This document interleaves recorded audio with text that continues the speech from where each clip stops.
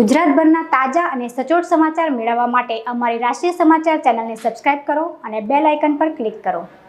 પ્રાપ્ત માહિતી અનુસાર સવારે 6 વાગ્યાથી 11 વાગ્યા સુધીમાં 10 ઇંચ વરસાદ ખાબક્યો હતો, જ્યારે અત્યાર સુધીમાં 14 ઇંચ જેટલો વરસાદ ખાબકી ચૂક્યો છે।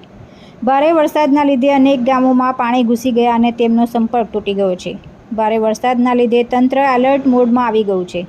છેલ્લા 24 કલાકમાં નર્મદાના ગરુડેશ્વર 5.5 ઇંચ, સુરતના ઉમરપાડામાં 4 ઇંચ વરસાદ, નર્મદાના તિલકવાડામાં 2.25 ઇંચ વરસાદ વરસ્યો હતો। ઉમરપાડાના ગોંડલિયા ગામે પસાર થતી વીરા નદી ગાંડીતુર બની છે।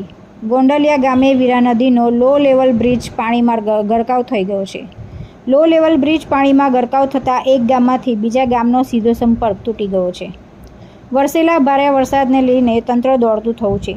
ચિતલદા ગામેથી વહેતી વીરા નદી 2 કાંઠે થઈ છે।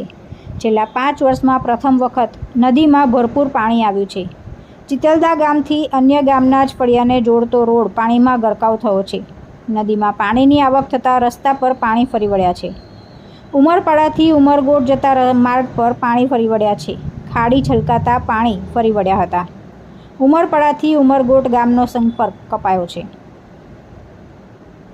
તુલસી શર્મા સાથે રાષ્ટ્રીય સમાચાર, સુરત।